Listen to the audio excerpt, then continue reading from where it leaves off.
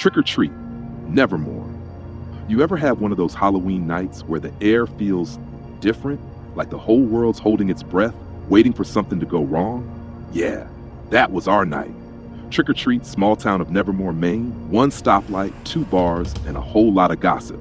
The kind of place where everyone knows everyone's secrets or thinks they do. I was just the mailman, ordinary guy, middle-aged, divorced. My biggest fear? Getting old, getting forgotten. But that night, I started my route late. One last package for the old Blackwell house at the end of Wraith Lane. The place kids dared each other to ring the bell at. Funny thing, the package didn't have a return address. Just 3 words, deliver before midnight. And I should have turned back right there. But I didn't. See, the Blackwell house had been empty for 20 years. Since old Agnes Blackwell was found dead at her dining room table, her face frozen mid-scream. Some said her heart gave out. Others swore she saw something that made her die of fright. The house still stood like a carcass of wood and shadow, windows boarded, porch slanted like a jaw unhinged. I remember the way my headlights hit it that night, the paint peeling like dry skin, the front door slightly ajar. And for a second, just a second, I thought I saw movement in an upstairs window. Just a flicker, like a curtain swaying, like someone waiting. But it couldn't be. The place was empty. At least, it was supposed to be. So I grabbed the package, tucked it under my arm, and walked up that long creaking porch. The sound of kids laughing and yelling, "Trick or treat," fading behind me, swallowed by the fog. That's when I heard it. A voice, soft, distant, coming from inside the house, whispering my name. And it sounded just like my ex-wife. The street was empty. No lights, no kids, no sound except the crunch of leaves under my boots. Every house had its jack-o'-lanterns snuffed out early, like the town itself had gone to sleep. The closer I got to the Blackwell house, the more wrong everything felt. The mailbox was frozen shut, though the night was mild. The windows, all dark, except one upstairs where a candle flickered. I knocked, twice, and then I heard it, a whisper right behind me. Too late. I spun around. Nothing but fog and silence. The door creaked open on its own, and I swear this, the smell hit me first. Damp earth. Rot. I stepped inside. The hallway was lined with mirrors, everyone cracked, spiderwebbed with age. And in each reflection, I wasn't alone. Something in the mirror moved when I didn't. I turned fast, saw only empty air, but the reflection showed a figure behind me, tall, pale, its face stretched like melted wax. Then the mirror cracked deeper, a jagged vein crawling across the glass like it was alive. The package slipped from under my arm, thudding against the warped floorboards. The label faced up, the ink glistening wet. The words had changed. No longer deliver before midnight. Now it read, deliver yourself. My throat tightened. I backed away, but the door had shut, locked. I rattled the knob. Nothing. From upstairs came the sound of footsteps, slow, measured. Someone, something, was descending. Agnes? I whispered, half hoping, half fearing the name would summon her. No answer. Only the rhythmic creak of weight on the staircase, dust trembling from the rafters. I could see the top of a shadow moving along the wall, long fingers sliding down the banister, one by one. Every instinct screamed to run, but the mirrors reflected corridors that didn't exist, hallways stretching where walls should be, doors that led nowhere. When I turned, I wasn't sure which way I'd come anymore. The air grew cold, my breath fogged before me. The whisper came again, softer now, like a lullaby crawling across the room. You brought it, didn't you? What was promised? My knees almost gave, because that voice wasn't my ex-wife anymore. It was me. And upstairs, the candle went out. Upstairs, the air was thick, heavy with dust and candle smoke, like the house was breathing me in. The flicker of light guided me to the last door at the end of the hall. The knob was cold as bone. I pushed it open. She was there. A little girl, standing in the center of the room, pale, barefoot, her hair hanging in ropes over her shoulders. She looked about 8, maybe 9, dressed in something old-fashioned, a gray dress that belonged in a black and white photograph. And she was humming, softly, a tune I almost recognized, the lullaby my ex-wife used to hum when she couldn't sleep. She turned to me. Her eyes were colorless, like fog trapped in glass. "Did you bring it?" she asked. "The letter?" My voice cracked. It's not a letter. It's just..." I held up the package. She smiled, a slow, knowing curl of her lips that made my stomach twist. "He said you'd come. she whispered. Said you'd take my place. Before I could ask who he was, the candle beside her guttered out. Darkness, then chaos. The house screamed. The kind of sound that rattles your teeth and makes your blood run cold. Mirrors shattered down the hallway, 1,000 reflections dying at once. I dropped the package. It hit the floor with a wet, hollow thud, bursting open like a wound. Inside was an old mailman's badge. My badge. Tarnished, rusted. The name tag read, Thomas Gray. But that was my name. Memories I didn't remember came flooding in. Walking up those steps, the whisper of my name, the same package, the same girl, the same ending. And then hands, cold hands, gripping my arms, my shoulders, my throat, dozens of them, reaching from the walls, the floor, the mirrors. They pulled, dragged, and tore. I screamed, not out of pain, but realization. The girl stepped closer, her eyes glinting with something ancient. The mail always comes on time, she said, and it always comes back. I felt the last of my breath leave me. I knew then what she meant by taking her place. And as the world folded into black, I saw my reflection in the shards around me, my body fading, my eyes turning to smoke, a new face staring back from inside the mirror. Mine, forever waiting for the next delivery. Morning came too soon, soft gray light cutting through a world that shouldn't have existed anymore. I woke on the front steps of the Blackwell house, except there was no house, just dirt, a patch of dead grass, blackened and brittle where the porch should have been. The mailbox leaned in the earth like a gravestone. I sat there, shaking, breath clouding in the morning chill. My uniform was torn, my badge gone. My hands, they didn't look right. The skin was pale, almost translucent, as if the blood beneath had forgotten how to move. Down the hill, Nevermore looked almost normal. Smoke curling from chimneys, a kid on a bike, the morning mail truck rumbling down Main Street. I could hear the laughter of children on their way to school, living in the same rhythm, the same small-town routine. So I walked, slow, uneasy, like a man waking up in the wrong century. When I reached the post office, the woman behind the counter looked right through me. "Can I help you?" she asked, polite, distant. "It's me," I said. "Tom Gray, Mail Route 3, her brow furrowed. "Sir, we haven't had a Tom Gray here in years. You must mean Daniel Blackwell, our last missing carrier. Poor man vanished on Halloween, 1995, I think it was." The words hit me like ice water. Daniel Blackwell. That name, I'd seen it on the letterbox at the old house, the one that was supposed to be empty. I stumbled outside, heart thundering, watching the mail truck roll past. A new carrier waved to me. Young guy, same blue uniform, cheerful, unaware. On the passenger seat beside him sat a small brown package. No return address, just 3 words, "Deliver before midnight." I ran after the truck shouting, waving my arms, but my voice didn't carry. Not to him, not to anyone. People walked past without looking. My reflection in a shop window barely existed, faint, flickering, as if I were half in shadow. That's when it hit me. I was the shadow now. Another story in Nevermore's whispering history. And from somewhere behind me, faint, sweet, familiar, I heard the little girl humming that same lullaby, the one that never ends. Sometimes when I'm out on my new route, different town, different year, I hear it again, that whisper in the fog. Too late. The first time, I thought I imagined it, just the wind slipping through the pines or the hum of the truck's engine at dawn. But it keeps happening, same time, same tone, like the voice remembers me even if I don't remember it. I tell myself I escaped Nevermore, that I walked away from that house, from that girl, from whatever thing wore my face in the mirror. But deep down, I know better. Because every morning when I button my shirt, the fabric catches on something cold. A piece of metal pinned to my chest, an old badge, tarnished, rust creeping across the edges. And every time I try to throw it away, it finds its way back. In my pocket, on my desk. Sometimes already pinned to my shirt before I wake up.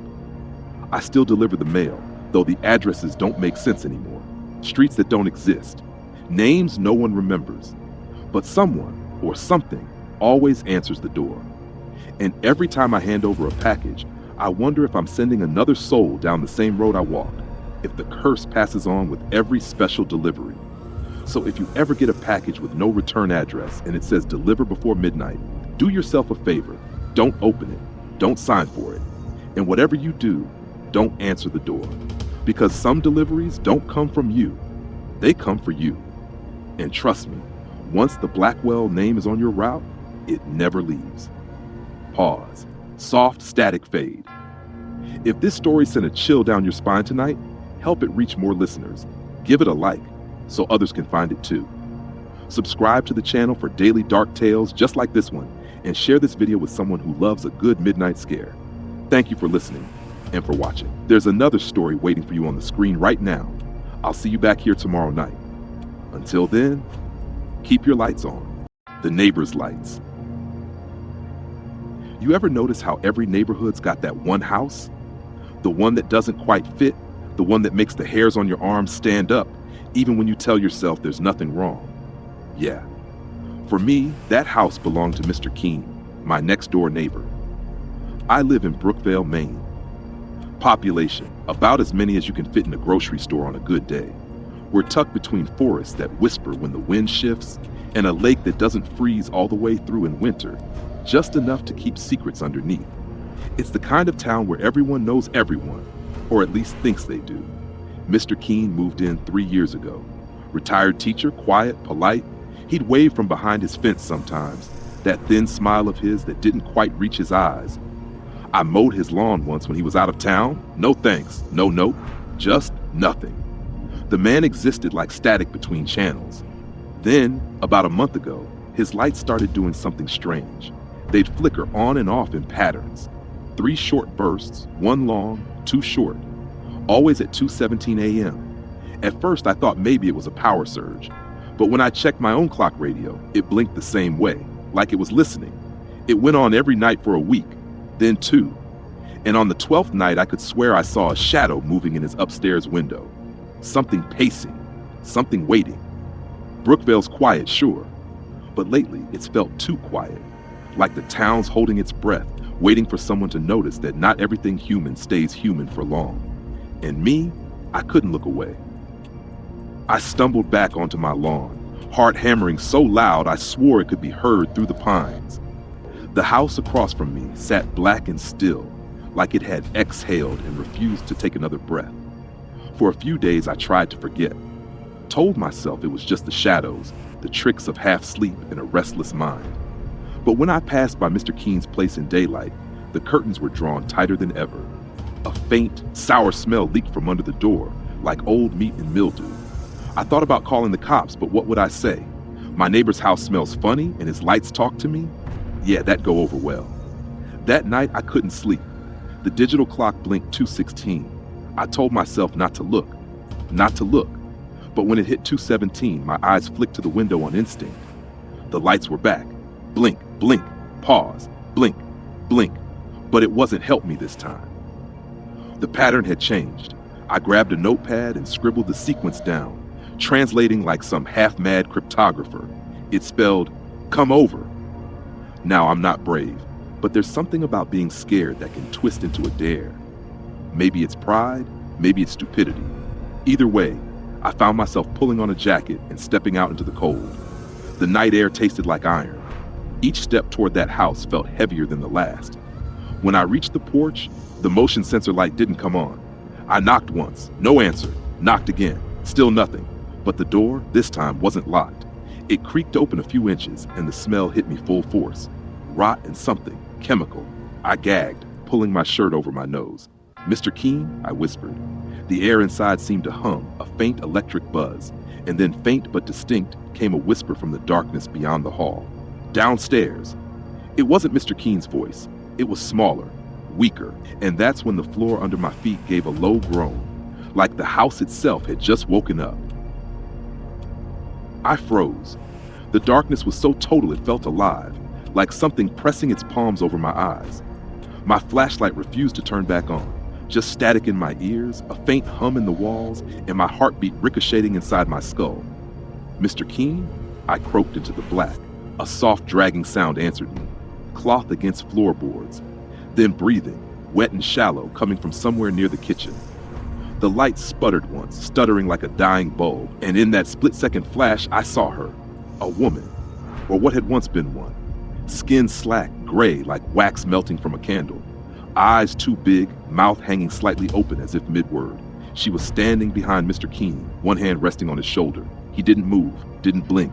His lips twitched like he was trying to form words that his lungs no longer had strength for. Then the lights went out again. The whisper came, closer now, right beside my ear. "Please don't let her in." And that's when I realized the door behind me, the one I'd entered through, was wide open. The cold night air poured in, and in it, something was moving. Something I couldn't see, but could feel. A shape heavier than shadow, scraping the edge of the doorway as if testing its limits. I bolted for the hall, fumbling for my phone. The flashlight app flared to life, slicing through the dark, illuminating the staircase leading down to the basement, the same direction that Weak Voice earlier had come from. My brain screamed run, but my feet disobeyed. I descended, 1 step, 2. The air grew colder, thicker, like syrup in my lungs. At the bottom, my light caught the outline of a single wooden chair, and in it, Mr. Keene again. Or his body at least, mouth gagged, wrists bound. His eyes glassy, his skin slack. He was dead, long dead. So who had I seen upstairs? Something behind me sighed, low and satisfied. And when I turned, she was there again, closer now. Her face half lit, half sunk in darkness. Her hand reached toward me, and before my mind could scream, the front door upstairs slammed shut, locking us both inside.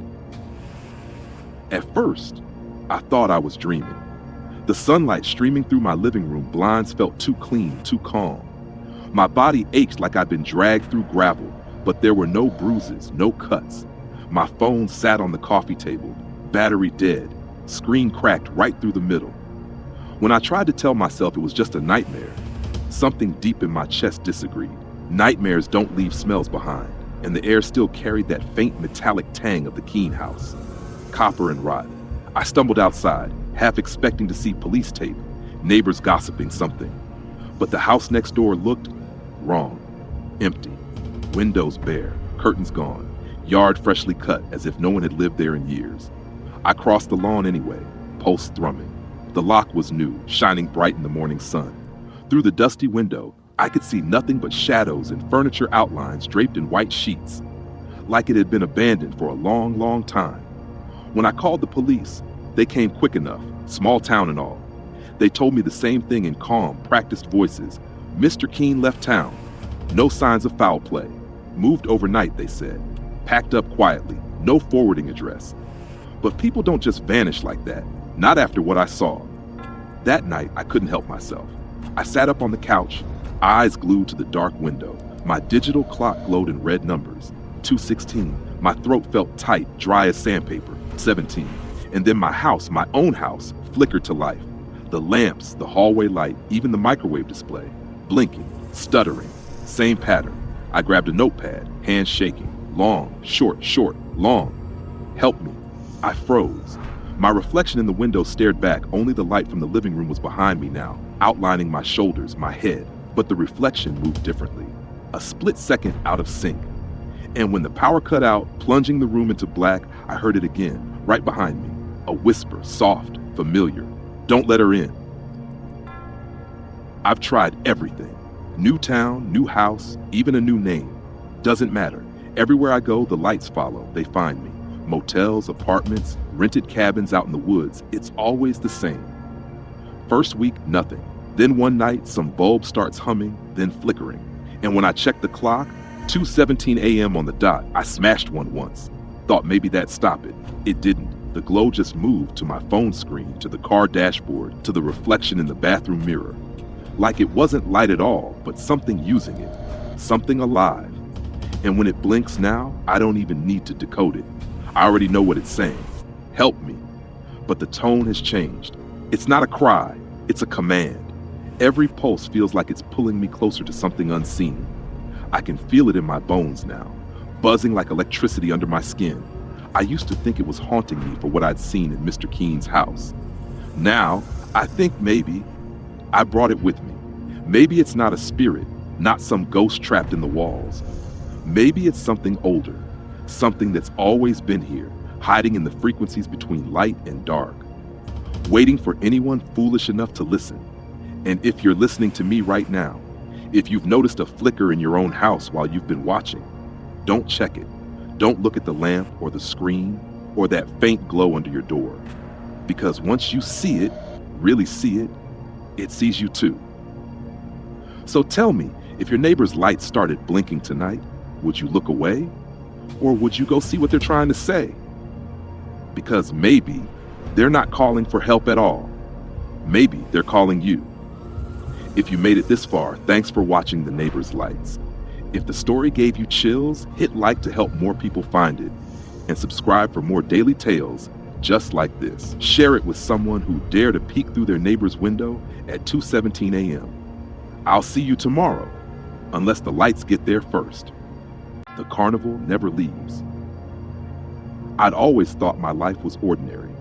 9 to 5 in a cramped office, the hum of fluorescent lights, the smell of stale coffee, the kind of days that blur together so thoroughly you forget where one ends and the next begins. My apartment overlooked the main street of our small town, a place that seemed permanently stuck in yesterday. Brick buildings with peeling paint, abandoned storefronts with dusty mannequins staring blankly, and playgrounds where swings creaked in the wind but no children came. The leaves of autumn skated across cracked sidewalks, curling in colors that were supposed to be cheerful but only reminded me how quiet everything had become. And then there were the nights. At first, I thought it was a dream. Music, faint and teasing, threading its way through the thin walls of my apartment. Calliope notes, the laughter of strangers, the squeak of roller coasters, all distant but unmistakable. The smell followed, a mix of popcorn and burnt sugar, sweet yet sticky, curling under my nose like it had been waiting for me. My first instinct screamed to ignore it, to pull the covers over my head and pretend the world outside my window didn't exist. Yet, curiosity clawed at me. It was subtle at first, a flicker in my chest, the kind that grows into a fire you can't put out. I've never been brave. Chaos terrifies me. A new job, a stranger's face, even the suggestion of change sends a cold shiver down my spine. But there was something about that music, that scent, the way it threaded into my quiet life, like a needle pulling me toward a secret I wasn't ready to know. Something dangerous, yes, but intoxicating too. I didn't know it yet, but the carnival wasn't just visiting. It had always been here. And the moment I opened the window to follow that music, my ordinary life would shatter, piece by piece. Even as I hesitated, my hand trembling, a single thought rooted itself in my mind. Maybe this is the adventure I've been waiting for, even if it's the kind that doesn't want me to come back. The first night I followed the music, I thought it was a fluke, a trick of my imagination, a gust of wind carrying something faintly familiar.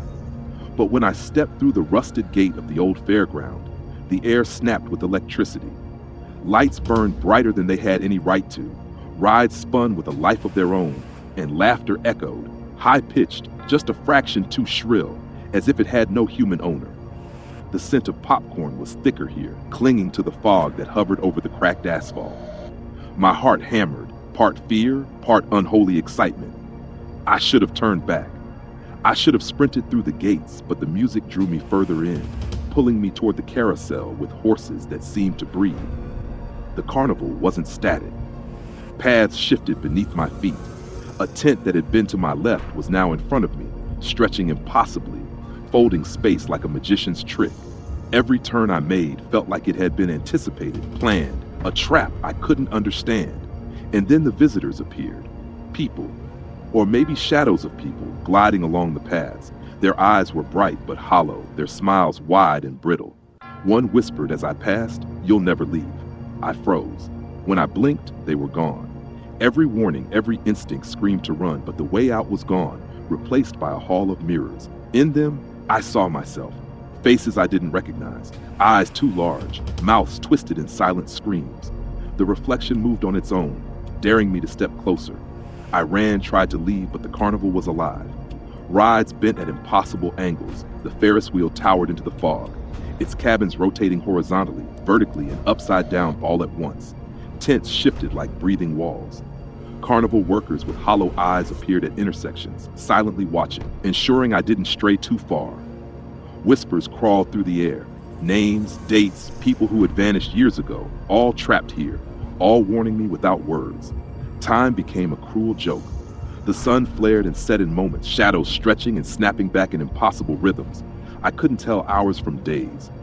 Fear pressed down on me like a living weight, but so did curiosity. Part of me wanted to surrender, to run and never look back. And yet, with every impossible step, I was drawn deeper into a place that didn't just trap the body, it began to ensnare the mind. By the time I reached the big top, my legs were raw, my lungs on fire, and every nerve in my body buzzing with a mixture of fear and exhilaration. The canvas towered above me impossibly high, lit from within with lights that didn't flicker. They burned steadily like eyes staring down at me. The music crescendoed into a roar, a chaotic symphony that pressed against my skull. And there he was, the ringleader. His suit was impossibly black, stitched with threads that shimmered as if alive. His hat sat perfectly atop his head, and his eyes, oh, those eyes, pierced me with the familiarity of someone who had always known me, even when I thought I was invisible. "I know your name," he said, his voice smooth but edged with something metallic, something predatory. "I've been waiting. The carnival, it never leaves. It doesn't just entertain. It collects fear, regret, curiosity. Every piece of you thought safe, here, it's mine." The ground beneath me pulsed. The carnival around me shuddered like a living beast. Mirrors twisted and stretched, rides groaned under some invisible weight, and the laughter of the trapped of those who had come before echoed in my ears. I realized in that split second that I wasn't being offered a choice. I was being demanded to surrender, to give in, to let the carnival take me as it had taken countless others, or risk being swallowed alive by the impossible maze of my own fears. I froze. The mirrored ride that had trapped me earlier gleamed mockingly, reflecting my panicked face over and over. Then instinct overtook hesitation. I smashed it. Crystal shards exploded into the air, cutting the fog like lightning. The carnival screamed. Every ride groaned, every light flickered. Shadows writhed, and the whispering voices rose into a chorus of rage and despair. Yet through the chaos, I felt something shift, an almost imperceptible crack in the power that had held me captive. The ringleader's smile faltered for the first time, just for a heartbeat. I realized that the carnival fed not only on fear, but on submission. My defiance, my refusal to bow, had made me dangerous. I had a choice now. Step forward into the unknown, embrace the horror and risk being consumed, or fight my way through the nightmare and gamble everything on the hope that escape was still possible. My heart hammered. My hands shook. But the thought that kept me moving was simple and savage. I would not be swallowed. Not tonight. Not ever. The moment the mirrored ride shattered, the carnival's roar turned into a strangled cry, a sound that clawed at the air like metal scraping bone. Lights flickered violently, rides groaning as if the gears themselves were screaming in protest. Shadows writhed across tents, folding in on themselves, and the whispers that had haunted me for hours twisted into agonized shrieks. The big top trembled, sagging like a beast wounded. I stumbled back, tripping over the warped cobblestones, my chest heaving, hands slick with sweat and splinters. Then, almost as suddenly as it had erupted, silence fell. The music cut, the laughter evaporated into the morning fog. The ride stopped spinning, the lights blinked out.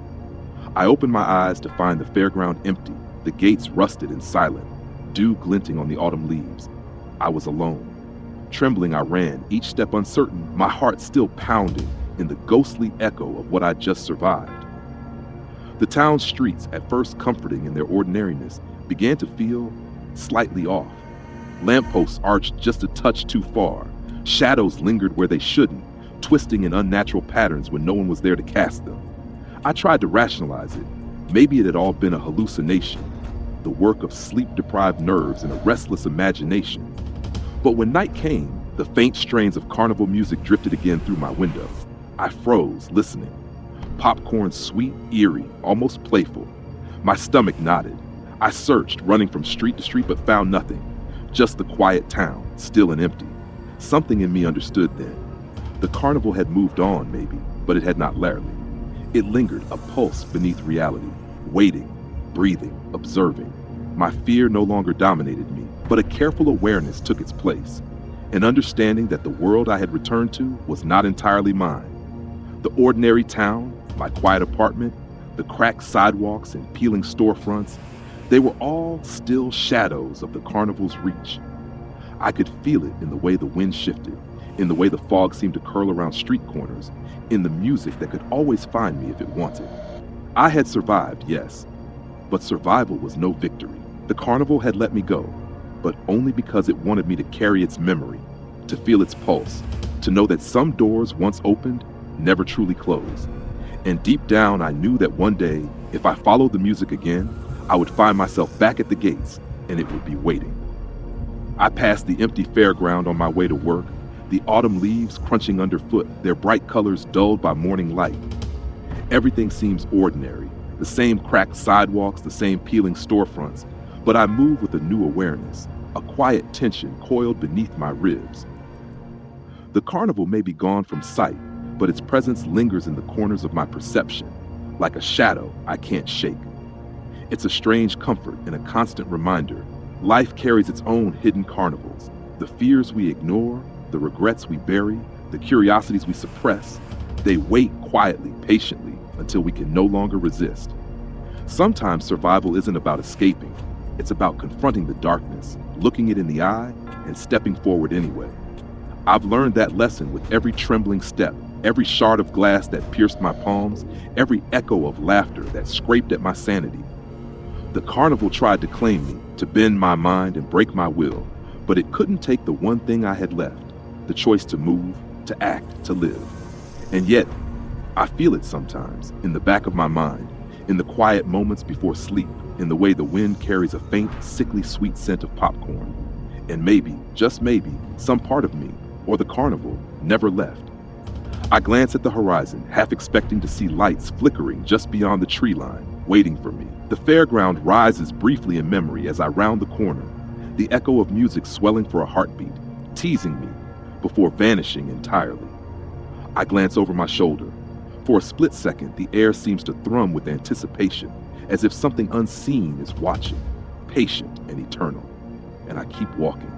Thank you for joining me on this journey through the shadows of curiosity and fear. If this story sent chills down your spine or sparked your imagination, like the video to help others discover it too. Subscribe for daily content that explores the strange, the unsettling, and the stories that make you question what's real. Share it with someone who loves to be drawn into the unknown. And don't forget, the next video is waiting on your screen. I'll see you back here tomorrow, where we dive once more into the worlds that linger just beyond our perception. The phone that rang. The rain had been tapping against my window all evening, soft at first, then insistent, like someone trying to get your attention without knocking. The kind of rain that makes a room feel smaller, tighter, almost suffocating, even when it's just a modest little apartment. I sat hunched on my sagging couch, half listening to a radio talk show I'd already heard a dozen times, staring at the stack of unopened letters on the coffee table. It was one of those nights where the world outside seemed to slow down. No traffic, no laughter, no familiar background noise, just wet asphalt and distant, lonely streetlights. I'm a simple man, 30-something, working a cubicle job where no one really notices you unless you mess up. My life is predictable. Work, home, maybe a book if I can stay awake, then sleep. I like it that way, comforting in its monotony. But there's one thing I can't shake. I hear things, little things, small noises that aren't supposed to exist. A creak in the floorboards, the sigh of the radiator, a whisper of static from an old speaker. My friends would say I overthink it. Maybe they're right. And that's when the phone rang. Alone. At first, I thought I imagined it. The kind of ringing that jolts your chest and then lingers like a shadow across your vision. The static in the line seemed thicker than usual, like it was pressing against my ear. I hesitated, staring at the receiver as if it were a live snake. Shadows danced oddly across the walls, stretching taller than the furniture, stretching longer than they should. I had no reason to pick it up. No one called me at this hour. No one, ever. And yet curiosity is a hard thing to resist. I lifted the receiver. A faint click, a hiss, and then nothing.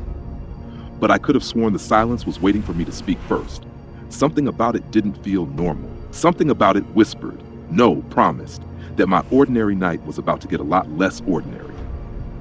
The phone rang again, not once, but twice, sharp and deliberate, as if whoever or whatever was calling wanted me to know this wasn't a mistake. I stared at it for a long second, every nerve in my body tense. Then I picked up. Silence. Not the kind of silence you get when someone hangs up, but a living kind. Heavy, breathing, Slow, raspy, measured like an animal pretending to be human. I froze. "Hello," I whispered. No reply, just breath. Then a faint click and the line went dead. From that moment, everything in my apartment felt wrong. The hum of the refrigerator was louder, the shadows heavier. My own reflection in the window looked slightly off, like it was waiting for me to turn away. I told myself it was stress, overwork, too many late nights scrolling through horror podcasts I should have ignored. But things started to move. Not much, just enough to make me question my sanity. The lamp angled differently, the chair slightly out of place.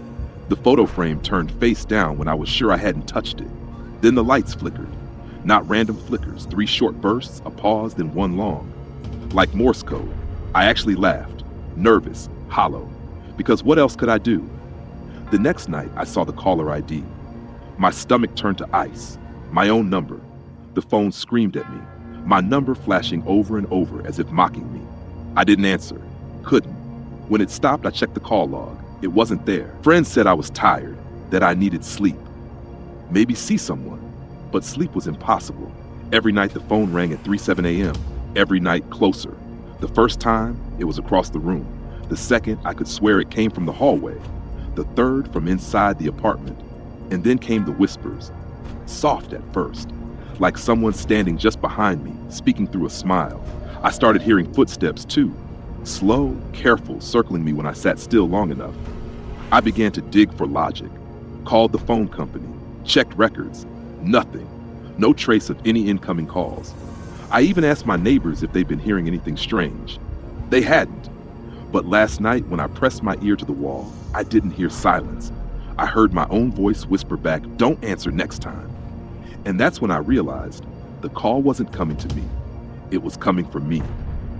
That night, I decided I couldn't take it anymore. The calls, the whispers, the waiting. I needed it to end. When the clock blinked 3:06 a.m., I was already sitting by the phone, staring at it like it was a loaded weapon. 1 minute later, right on cue, it rang.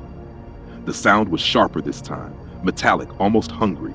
I felt it vibrate through the floorboards. My fingers trembled as I picked up. "What do you want?" I hissed. Silence. Then, my name, whispered, slowly. Drawn out like something savoring the taste of it. And it wasn't coming from the phone. It was coming from behind me. I turned.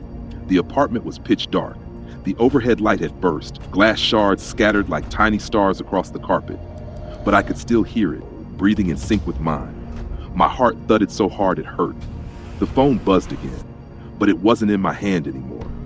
The sound came from my pocket, my phone, my real phone, vibrating on its own. When I pulled it out, the screen was black except for one glowing name, me. I stared at it, and then it started to move. The phone slid out of my palm, slowly, impossibly across the floor, trailing a faint hum of static like a live wire. The shadows around it thickened, pulsing, alive. Something stepped out of them. It looked like me, but stretched thinner, darker, smiling with my mouth, but wrong. Too wide, too knowing. The eyes were hollow, yet they saw me completely. Every regret, every weakness, every moment I'd whispered to myself that I was lonely. "You called," it said with my own voice. I backed up, shaking my head. "No, I didn't." "You answered." Every instinct screamed to run, but I didn't. I stepped closer. Maybe it was insanity, maybe defiance. Maybe the realization that if I ran, I'd never stop running. The air around us thickened, electric. My reflection, my other, tilted its head, still smiling. "This is where you end," it whispered, "or begin." And for the first time I understood, it wasn't trying to haunt me. It was trying to replace me. So I lunged forward, into the shadow, straight at myself, and the world shattered into ringing silence. I don't remember leaving the apartment. One moment I was in the dark. The next I was outside, barefoot, rain-soaked, lungs burning. I ran until the streets blurred, until I couldn't tell if the pounding in my ears was from fear or from the echoes of that endless ringing. When I finally stopped, I was miles away. I looked back once, half expecting to see something following. But the street was empty. Just the hum of streetlights and the steady drip of rain from the eaves. I didn't go back. Not that night. Not ever. I found a cheap motel on the edge of town, flickering neon sign, water-stained ceiling, the kind of place where no one asks questions. For a while, I thought maybe I'd outrun it. But then, at 3:07 a.m., the phone on the nightstand rang. I froze. It wasn't my ringtone, but I knew that sound. It was the same metallic chime, that same mechanical hunger. I unplugged the phone, threw it into the hallway, but even then I could still hear it. Faint, inside my head. Days bled into one another. I stopped answering calls, stopped sleeping properly. My friends came by once after I didn't show up for work. They said I looked pale, different, like something had hollowed me out and left me running on echoes. I told them I was fine. They didn't believe me, but they never heard the ringing, not once. Sometimes I'd catch it in small places, the reflection of a shop window, the back of a dark subway car, the edge of a mirror, a flicker of movement that shouldn't be there, a face that smiles just a heartbeat too late. I started tracing records again, searching online, trying to find a pattern, a cause, a name. But every lead led back to the same empty loop, my own number, my own voice. And now I can't tell what's real anymore. The ringing doesn't come from phones now. It's in the hum of lights, the whisper of wind through wires, the steady rhythm under my skin. The voice, my voice, doesn't ask anymore. It waits. And every night, just before I drift into that fragile, exhausted sleep, I hear it murmur from the dark corner of whatever room I'm in. Soon. Weeks turned into months. I moved 3 cities over, took a new job, even started using a different name, left everything behind, the apartment, the furniture, that cursed phone. I told myself it was all in my head, the stress of isolation, maybe a breakdown I never admitted to. Sometimes self-deception is the only thing that keeps you functioning. I bought a new phone, sleek, silver, untouched by the past. New number, new SIM card, clean slate. For a while, life almost felt normal again. I walked among crowds, laughed when others laughed, even started sleeping through the night. Until last Thursday. It was late, past midnight. The hotel room was quiet except for the low hum of the air conditioner. I was scrolling absent-mindedly when my new phone buzzed once. Just one sharp, familiar vibration that froze every muscle in my body. The screen lit up. Incoming call, my old number. I stared at it, my pulse hammering. Impossible. That number had been dead for months. I'd canceled the plan, smashed the SIM, left the pieces in another life. But it was there, clear as day, the digits I'd tried to forget. For a moment, I considered answering. I wanted to. Maybe to prove to myself that it wasn't real, that it was just a glitch, a ghost in the system. My thumb hovered over the screen. The ringtone played once, twice, 3 times, each one slower, heavier.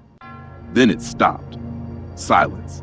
I let out a breath I didn't realize I'd been holding, set the phone down and backed away from the nightstand.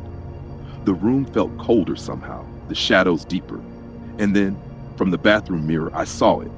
A faint reflection standing behind me, smiling. I didn't turn around, because some fears aren't solved. Some shadows don't vanish. They wait, patient, until you pick up the line again. And maybe the cruelest truth of all is this. Sometimes, the call doesn't come from the other side. It comes from the part of you that never left. So tell me, what would you do if the call came for you? If this story sent chills down your spine, give it a like. It helps more people discover stories like this one. Subscribe for daily spine-tingling tales that blur the line between reality and nightmare. Share this video with someone who loves a good scare. Thanks for listening and watching. There's another story waiting for you on your screen. See you back here tomorrow, if you can still sleep tonight.